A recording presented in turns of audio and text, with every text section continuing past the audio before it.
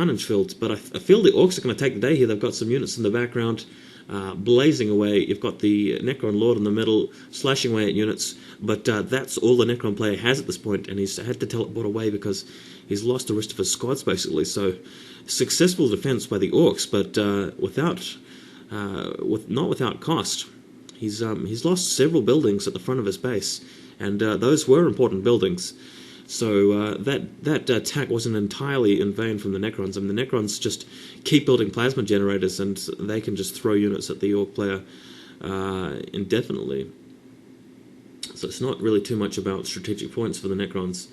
But here we have a Tomb Spider just picking up units off the battlefield, and in the meantime, we've still got. This is an Ork territory. We've got a single Wraith and a Necron Lord just keeping the Orks busy. In the meantime, the Necrons may be cooking up some kind of insidious plan from behind the scenes. We'll see how that goes. Yeesh. But the Necron Lord is able to choose 3 abilities which you can upgrade from a building called the Forbidden Archive, and one of those abilities he's chosen as an ability that makes him invisible at will. But I feel the Orks have brought in their own detection to actually spot him. In the meantime, we're looking at the relic down the bottom left-hand side of the map, and these units the Ork player has built now are called the Flash Gits.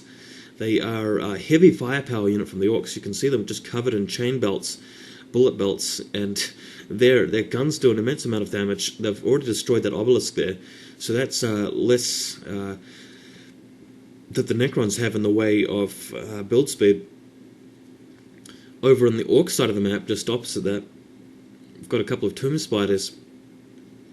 Looks like they are harassing the Ork buildings. And hey, look at this. The Ork Slugger, the main thrust of the Ork army, has actually pushed its way into Necron territory and is having a go at that plasma generator. In the meantime, despite that, a bunch of Necron warriors have headed back to the Ork base, so just to where they were before, but there are significantly less Ork units in defense.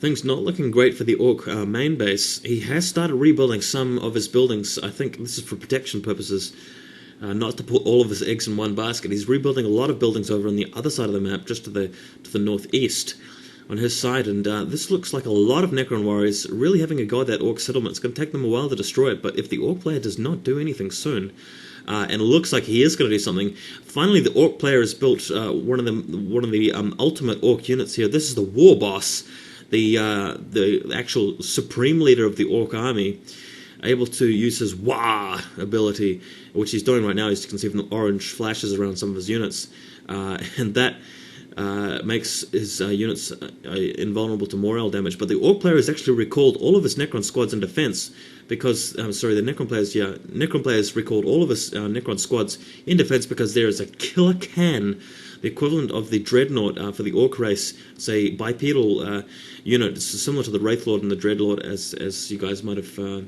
realized. But due to the supreme Ork Necron firepower here, the Killer Can has been destroyed. And over here we've got an aerial unit. These units were introduced with the latest expansion of Dawn of War. This is the Fighter Bomber, and an Ork unit which can bomb Necron units from the skies. You don't see them too often, but they're worth building, I think. They do a decent amount of damage, just firing rockets and bombs. And whoa, oh my god. Wow, this is an ultimate Necron ability we're seeing right here. This is the Deceiver. This is an ability that the Necron Lord has used to transform himself into the ultimate Necron fighting unit, apart from, of course, the actual monolith. And he's actually got the ability to possess Ork units. And he's doing that now to actually force the Orks' own Slugger Boy squads to attack the main base. And wow, he's actually got a completely awakened monolith into the Ork space now. This is insane. This is looking really bad for the Ork player, actually having brought in an entire Necron monolith. These things are extremely powerful, as you can see, just throwing chaotic explosions, smoke everywhere. Things looking very bad for the Ork main base. He's losing it, and Ork player has actually headed his entire army over the other bridge straight to the Necron base, but the Necrons have built another ultimate unit here, the Necron Lord. This Lord ability is casting all the green stuff over the Orks. That's an ability called Stasis, and it's actually not too different from the StarCraft Stasis. It stops the units from moving or shooting for a period of time. And there we go, back at the Ork base, the Necron Lord has transformed back into his original self, so that the Deceiver abilities only lasted so long. The looks like the Necron Monolith's taking a lot of flack in combat, but it's just doing so much damage. I know you guys can't really see what's going on due to all the special effects, but that's it for the Monolith by the looks, and the Orks are back in the thick of it, getting rid of the Necron Lord, but wow, lost their settlement, lost their whole base. So that's a fair amount of tech there from the, well, that's the initial building. I'm not sure about the tech. I mean, the tech's housed elsewhere, I think. But this is really violent stuff. We've got the Orks actually pushing into the Necron base now to get some revenge. And yeah, this we'll see how it goes, because the Orks have got two large armies, one streaming into the Necron base right now. I feel like the Necron player has actually used up a lot of his primary abilities, some of his ultimate abilities, without actually putting down the Ork invasion once and for all. And the Orks actually have one army already in the Necron base, which the Necron's going to have to deal with limited resources, mind you. And his build speed is slowed down thanks to losing a lot of strategic points in his own area. And let's not forget that the Ork player has a large army on his side of the map too. But yeah, the Necrons have actually brought in some flayed ones at this point. Still got the Necron Lord there polishing off buildings. The Orks are going to have to keep their army divided, bring back the War Boss and his retinue back to the main base to get rid of the flayed ones and the Necron Lord. He's doing that now. I think he's going to be successful here. The War Boss is a very powerful unit. It should be enough to go toe-to-toe with that Necron Lord easily. And that Necron Lord is right in the thick of it. He's really going to have to teleport out. He's got no choice, and he's not going to even be able to polish up that last generator, I feel.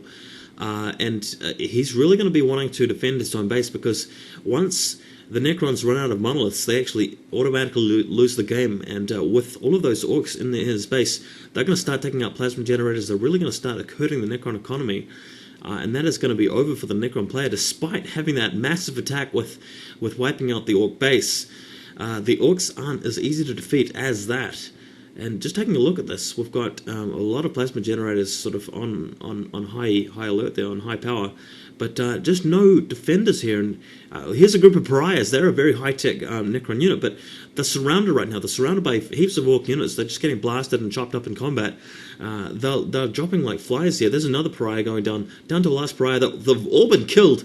So a group of pariahs, an expensive Necron unit that couldn't actually do a thing there, apart from die.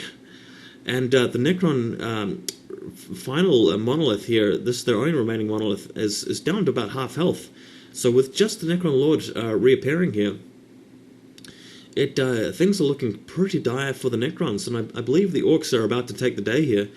Great play by the Ork player, by the way. He's managed to prevent a cataclysmic loss there. If he had kept all of his eggs in one basket and had that Deceiver totally overrun him, then that might have been it. But thanks to keeping a group of units over here, buildings over there, and just keeping pressure on the Necron player all over the map, he's managed to take the day here. And that lone Necron Lord that you're looking at there hasn't been able to do anything about it, and that is the end of the game, guys. The Orks are victorious over the Necrons. Thanks for watching, guys. This is Vol.